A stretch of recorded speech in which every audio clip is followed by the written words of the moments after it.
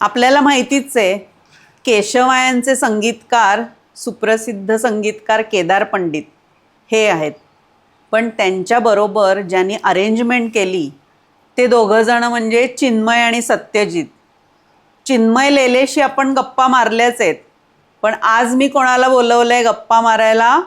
सत्यजित रानडे यांना. थँक्यू. हे मी काय बोलले? सत्यजित रानडे यांना. मला सवयच नाहीये असं बोलायची. मी सत्याला बोलवलंय असं म्हणणार आहे. आता मला जरा नॉर्मल वाटतंय. काय सत्या? ऍब्सोल्युटली. कारण तुझ्याकडनं पण पूर्ण नाव ऐकण्याची मलाही सवय नाहीये, कारण जिने आपल्याला कड्यावर घेतलं ती आपल्याला अख्ख्या नावाने हाक मारत नाही, ती कोकण नावानेच हाक मारते. त्यामुळे तेच छान वाटतंय ऐकायला, सत्याच छान वाटतंय ऐकायला. तर सत्या, मला तू सांग की चिन्मयनी तर आम्हाला सांगितलंच आहे, म्हणजे आपल्या सगळ्या प्रेक्षकांना, की केशवायन तुमच्याकडे जेव्हा आलं प्रोजेक्ट तेव्हा मनात काय आलं पहिल्यांदा. तर आता तू तुझा अनुभव सांग. येस, जरूर. फक्त सगळ्यात आधी मी सर्व प्रेक्षकांचे मनापासून आभार मानतो की त्यांनी या नवीन चॅनलला अत्यंत छान प्रतिसाद दिलेला आहे, आणि असंच प्रेम आणि माया तुमची राहू द्या हीच एक प्रार्थना करीन. आणि लाईक, शेअर आणि सबस्क्राईब करायला विसरू नका, कारण त्यांनी आम्हाला खूप मदत होते. सो मावशी, आता इतरांसाठी, बऱ्याच लोकांसाठी तू कीर्तीताई, कीर्ती मॅडम अशी आहेस, पण मला लहानपणापासून बघितलंयस, त्यामुळे तू माझी अगदी जवळची घरातली मावशी असल्यामुळे तुझा फोन जेव्हा आला की सत्य आपल्याला एक प्रोजेक्ट करायचा आहे, तेव्हा मी तुला काहीच विचारलं नव्हतं. म्हणलं मावशी किती वाजता यायचंय, येतो. मला हेही माहित नव्हतं की मी तुला काय रोलसाठी पाहिजे, कारण तेव्हा मी रेकॉर्डिस्ट म्हणून पण काम करत होतो ऍक्टिव्हली बाबांच्या स्टुडिओत. त्यानंतर अरेंजर म्हणूनही काम करत होतो, कंपोजर म्हणूनही काम करत होतो. मी काय रोलसाठी पाहिजे मला माहित नव्हतं, तरी मी आलो. तू मला अगदी थोडक्यात ब्रीफ दिलं होतंस की माझ्या आजोबांनी लिहिलेला हा पोवाडा आहे, हा आपल्याला करायचा आहे, केदार पंडित चाल लावणार आहे, आणि मामा आपल्यासोबत या प्रोजेक्टमध्ये आहे. असे तू काही मोठे बॉम्ब माझ्यावर तेव्हा टाकलेस. ते बॉम्ब झोळीला बांधून मी चिन्मयला भेटलो आणि सांगितलं की बाबा रे असं करायचंय. तर आम्ही स्टंड होतो की एवढी मोठी नावं अचानक, आणि आमची जस्ट सुरुवात होती तेव्हा, की शिवपुत्र शंभूराजेचे महानाट्य होतं, ते नंतर शिवपुत्र संभाजी नावाने ओळखलं गेलं. सो त्याचं काम केलं होतं, आणि केदार पंडित सारख्या मोठ्या नावाबरोबर अरेंजर म्हणून आपलं नाव जोडणं जाणं. म्हणलो मी आणि चिन्मयनी लिटरली तेव्हा हे डिस्कशन केलं होतं की नक्की आपल्यालाच सांगतेय ना मावशी हे करायला. म्हणलो हो, मी तिच्या ब्रीफमध्ये तरी तसंच होतं. म्हणलं एकदा जाऊ आपण, आता मीटिंग केदार काका बरोबर आहे, मावशी आणि केदार काका बरोबर, सो आपण बघूया काय त्यातनं निघतंय. सो पहिली मीटिंग झाली आपली, आणि तेव्हाच त्या प्रोजेक्टच्या स्केलचा मला कळलं होतं की काय स्केल आहे या प्रोजेक्टची. एकतर जी नावं आहेत, आता कसं असतं मी पटकन सांगतो की एखादं मोठं नाव असेल तर त्या नावाला साजेसच ते प्रोजेक्ट व्हावं लागतं. नाहीतर मी ज्याला आपल्याकडे गरिमा नावाचा शब्द आहे, की ती गरिमा मेंटेनच झाली पाहिजे, नाहीतर कुठेतरी ते अपूर्ण वाटतं. सो तू आमच्यात कॉन्फिडन्स दाखवलास की बाबा हे करू शकतील. अर्थात त्यासाठी मी आता फॉर्मली मावशी असल्यामुळे आता धन्यवाद असं की तो शब्द मला ऑड वाटतोय म्हणायला, पण मनात भावना तीच आहे की थँक्स फॉर बिलिव्हिंग इन अस की ते आम्ही करू शकू. बरं, केदार काकाला पण आम्ही पहिल्यांदाच, की आम्ही कधी त्याच्याकडे अरेंजर म्हणून काम केलेलं नव्हतं, त्यांनीही तो विश्वास ठेवला, आणि नंतर ते सगळ्यांच्या कृपेनी, आशीर्वादानी, दयेनी झालं. पण तो आमच्यासाठी लिटरली बॉम्बच होता की ह्या प्रोजेक्टमध्ये आपण असणं, पण आणि करायला खूप होतं त्याच्यात. हो, आणि तो विषयच तसा आहे ना. हा, भयंकर त्याच्यात एक्सप्लोर करायला जागा होती, की नुसता वीररस नाहीये त्या प्रोजेक्टमध्ये. आपण बघितलं तर त्याच्यात करुणा पण आहे, त्याच्यात साधी भक्ती सुद्धा आहे, म्हणजे ज्याला आपण नुसती राष्ट्रभक्ती नाही म्हणत, भक्ती म्हणजे स्वामी भक्ती आहे त्याच्यात राष्ट्रभक्ती आहे, त्यात वेगवेगळे रस आहेत. आणि हे तेव्हा आता लहान होतो वयाने खूप, सो ही डेफिनेशन्स तेव्हा आम्हाला माहित नव्हती की असं म्हणतात. पण आम्ही नुसतं त्या एनर्जी लेवलवर काम करायचो की बाबा इथे थोडं अग्रेसिव्ह जायला पाहिजे, इथे थोडं कमी व्हायला पाहिजे. आणि याच्यात सगळ्यात मोठा हात होता केदार काकाचा, की त्यांनी आम्हाला हातला धरून या गोष्टी शिकवल्या की बाबा रे, अरेंजमेंट ही सपोर्टिव्हच पाहिजे, ती कधी ओव्हरपॉवर नाही झाली पाहिजे गाण्याला. करेक्ट. कारण कोणतेही आता म्हणजे आपल्या अख्ख्या म्युझिक फील्डमधले जे कोणी अगदी यंग ब्लड ज्याला म्हणतात 16-17 वर्षाचे किंवा 20 वर्षाचे, त्यांचं असतं की मी जे वाजवतोय वाद्य ते पुढे पाहिजे, ते ऐकूच आलं पाहिजे. नॅचरली येते की ते ऐकू आलं पाहिजे आपण काय करतोय ते. सो आम्ही अरेंजमेंट करत होतो, सो आम्ही इतकं त्यात काही काही भरत होतो. पर जेव्हा आम्ही पायलट म्हणजे ज्याला आपण अगदी रफ म्हणतो की एक असं चित्र होईल बाबांनो, असं जे आपण दाखवतो आपल्या क्लायंटला, तसं आम्ही जे पायलट करून पाठवलं त्यात हे या 4 गोष्टी कमी कर बाबा, आणि त्या का कमी कर हे उदाहरणासकट केदार काका आम्हाला सांगत होते की इथे हे केलं तर याच्यामुळे मूळ भावना नाही का ओव्हरपॉवर होणार. पण मग हे आम्हाला त्यातनं शिकायला मिळालं या प्रोजेक्ट मधनं, आणि तो पाया जो तेव्हा भक्कम भरला गेला त्याच्यामुळे मला असं वाटतं की नंतर त्या पहिल्या मीटिंग नंतर ट्युनिंग सगळ्यांची इतकी छान जुळलेली होती, ग्रीसअप झालेलं होतं सगळं, की पुढचे सगळे गिअर स्मूथली फिरत गेले. मग पण आता तू जे म्हणलास की अरेंजमेंट कधी ओव्हर पॉवर होता कामा नये, तर मला विचारायचंय की हे बघ, ह्याच्या आधी तुम्ही एक प्रोजेक्ट केलं होतं ऍज अ म्युझिक डिरेक्टर, आणि मग अरेंजर म्हणून तुम्ही त्यापूर्वी काम केलं होतं का कधी? त्यापूर्वी म्हणजे अगदी जेव्हा शिकत होतो तेव्हा वडिलांनी माझ्या प्रसाद रानडे यांनी संधी दिलेली होती एकदा की बाबा या गाण्याचे पीसेस काढून द्या. तेवढंच केलेलं होतं. पण आणि नंतर त्यांनी थोडं सांगायला, बरं आमची शिकायची स्टाईल आहे की आम्ही ऑब्झर्वेशननी शिकणारी, मी आणि चिन्मय आम्ही दोघंही असल्यामुळे जुने मित्र. सो तेव्हा आम्ही ऑब्झर्व करायचो की बाबा काम कसं करतात किंवा इतर पण आपल्या फील्डमधली लोक काम कसं करतात.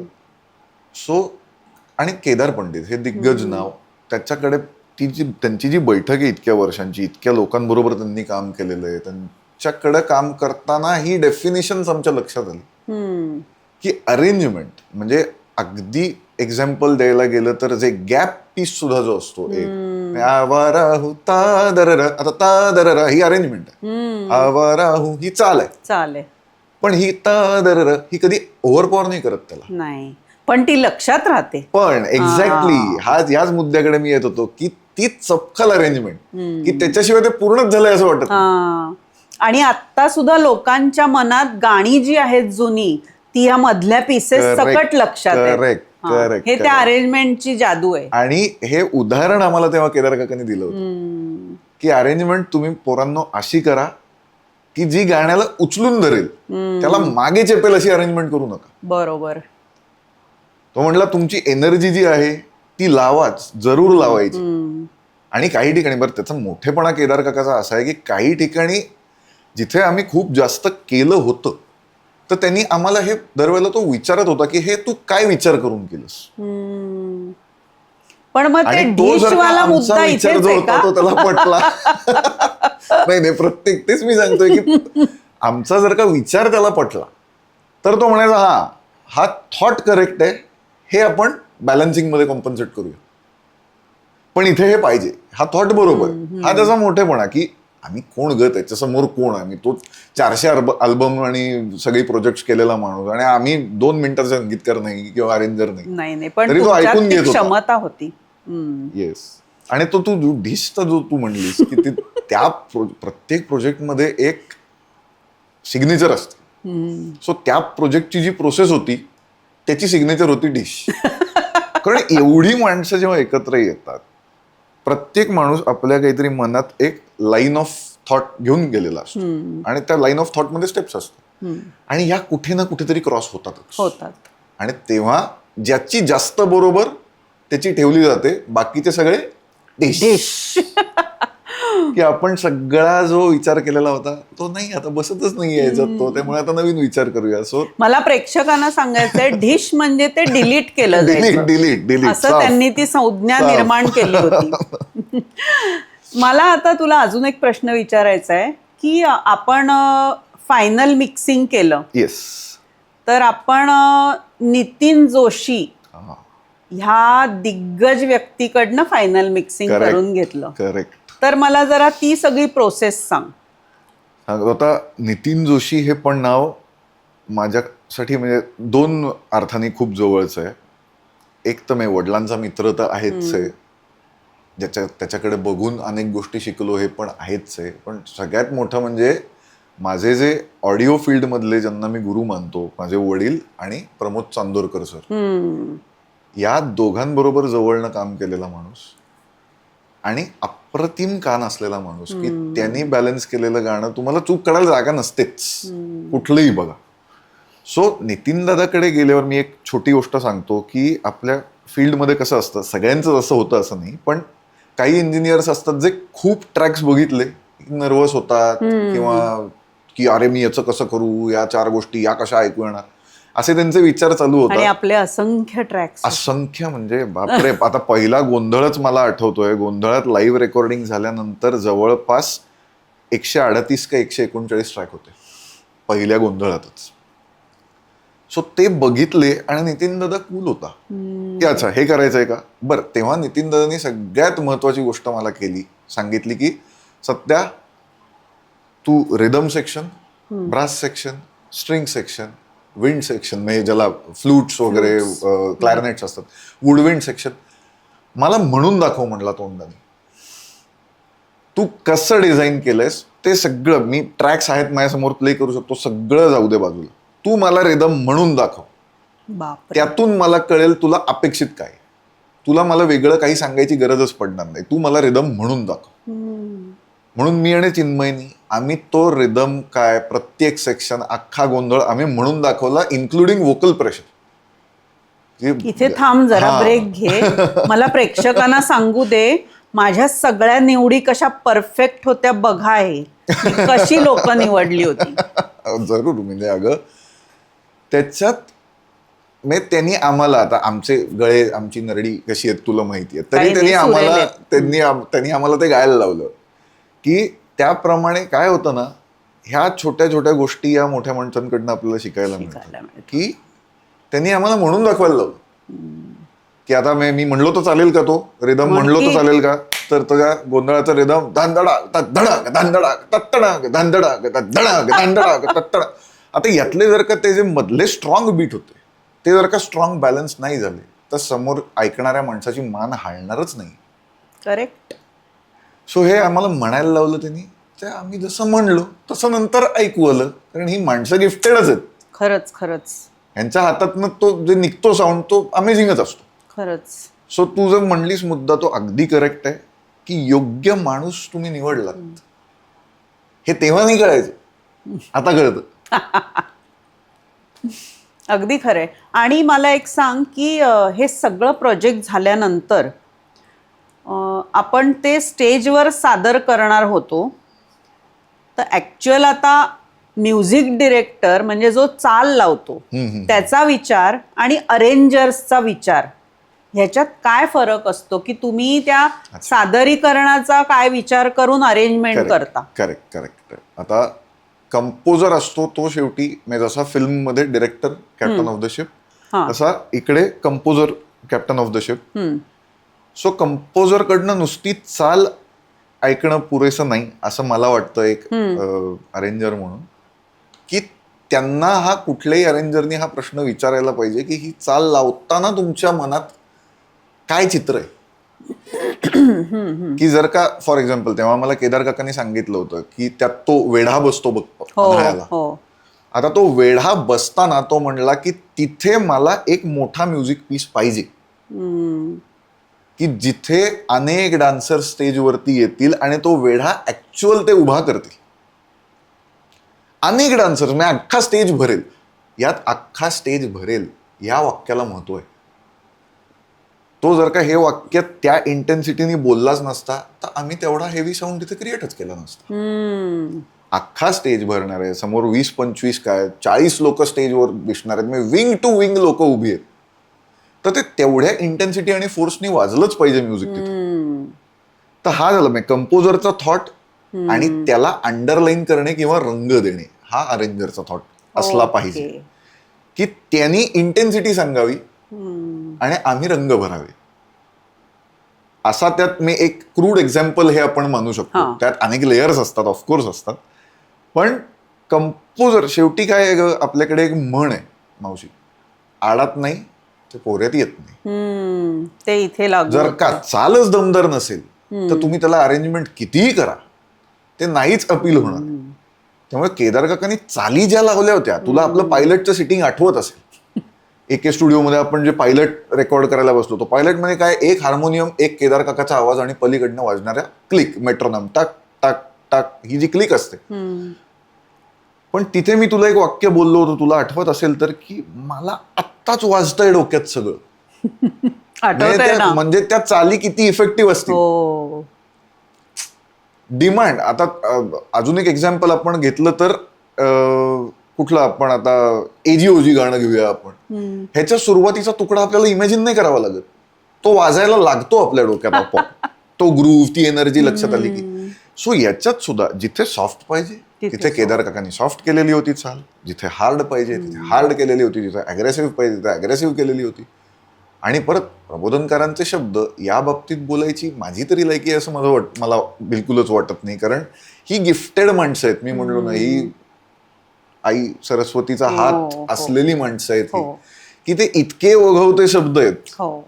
मी आय एम शुअर मी केदार काका बोललाच आहे या बाबतीत, पण ते शब्द की तुम्हाला ते सगळं सिच्युएशन कुठे घडतंय, काय घडतंय, किती घडतंय, हे प्रबोधनकारांनी सगळं त्या शब्दांमध्ये तुम्हाला सांगून ठेवलेलं आहे. स्क्रीन प्ले त्यांनी लिहूनच दिलेला आहे. आता ह्या अनुषंगाने एक मला तुला प्रश्न विचारायचा आहे, म्हणजे हा थोडा केशवायांपेक्षा वेगळा प्रश्न आहे. तुला स्वतःला म्युझिक डिरेक्टर म्हणून काम करताना जास्त मजा येते का अरेंजर म्हणून काम करताना जास्त मजा येते? दोन्ही. म्हणजे अगदी मी पॉलिटिकली करेक्ट उत्तर देतोय असं नाहीये, पण या दोन्हीही एकाच नाण्याच्या बाजू आहेत. अच्छा. ही दोन्हीला इक्वली मजा येते. कंपोजर तुम्ही जेव्हा असता तेव्हा तुम्हाला ऍक्च्युअल ते सगळी सिच्युएशन लक्षात घेऊन ती चाल बांधून, बरं ही इमोशन कन्वे होतंय नाही होतंय याच्याकडे बघायचं असतं. याच्यात पण वेगळी मजा आहे. आणि अरेंजर जेव्हा तुम्ही असता तेव्हा तुम्हाला चाल करायची नसते. काही प्रोजेक्ट्समध्ये पीसेस तुम्हाला डिझाईन करायचे असतात, काही म्युझिक डायरेक्टर्स असतात जे पीसेस सुद्धा तुम्हाला साधारण स्टेन्सिल देतात की असा जायला पाहिजे. त्यात वेगळी मजा आहे. त्यात तुम्ही अख्खी एनर्जी तुमची साऊंड डिझाईन त्याचं, त्या गाण्याचं मेलोडिक सगळं, म्हणजे जे पीसेस येणार आहेत त्याच्या डिझाईनकडे तुम्ही लक्ष केंद्रित करू शकता. सो हा एनर्जी कॉन्सन्ट्रेशनचा एक दोन्हीमध्ये फरक आहे, पण दोन्हीत मजाच आहे. पण केशवांच्या रिलेटेड मी सांगतो की शिवपुत्र संभाजी सुद्धा, केशवान सुद्धा ही जी प्रोजेक्ट्स केली त्याच्यामुळे मला पुढे स्वराज्य रक्षक संभाजीचं जेव्हा टायटल सॉन्ग केलं त्याच्यात मला भयंकर या पायाची मदत झाली. आणि मी अगदी हा क्लेम करतोय, मी ही प्रोजेक्ट्स केली नसती तर मी ते टायटल सॉन्ग करू शकलो नसतो. अगदी. कारण देव सुद्धा देतो तुम्हाला, ती तयारी तुमची काही यांनी करून घेत असतो. बरं, आणि ही नावं यांच्या बरोबर काम करायला मिळणं ही मुळात पर्वणी. केदार पंडित आहेत, रिदमला शशांक दादा होते, शशांक जोशी होते. मला तेही विचारायचंय तुला, वाद्य आपण एवढी त्याच्यात वापरली तर ते तुम्ही कसं ठरवलं? आता मगाचा आपला मुद्दा होता त्या डिशचं तुला उगमस्थान सांगतो की जेव्हा आम्ही बेसिक पायलट तयार केला होता की आता परवाच्या दिवशी केदार काका आणि कीर्ती मावशीला आपल्याला हे ऐकवायचं आहे. सो आम्ही सगळं कम्प्युटर जनरेटेड मिडी ज्याला आपण म्हणतो त्याच्यावर सगळं तयार केलेलं होतं आणि हे ऐकवायचं आणि एकीकडे आपण बडबड करायची की इथे हे होईल, इथे हे होईल. सो आम्ही छान अगदी लिहून काढलं होतं, कारण म्हणलं केदार काका काम करतोय त्याचं सगळं पेपर वर्क असतं, डिसिप्लिन पाहिजे. सो आम्ही तो स्ट्रेस नाही म्हणता येणार, पण एक्साइटमेंटमध्ये आम्ही ते आपणही ते अंमलात आणूया वगैरे म्हणून लिहून काढलं त्याच्या सगळ्या गोष्टी. आणि ती लिस्ट झाली मोठी. सो म्हणलं आता ही दाखवायची कशी?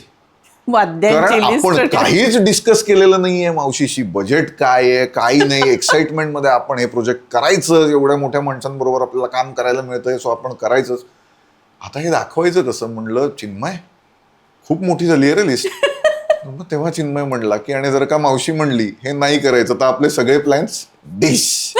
तिथं ते डिश जन्माला आलं आणि त्यानंतर आम्ही प्रत्येक ठिकाणी वापरलं. बरं, तिथे मी आता तू समोर बसलीयस, तू बोलवलंयस म्हणून कौतुक करत नाही, पण आम्ही ती भली मोठी लिस्ट काढली. आम्हाला हे पाहिजे, आम्हाला ही वाद्य पाहिजेत, ही माणसं पाहिजेत, कोरसला 10 लोक पाहिजेत, हे सगळं.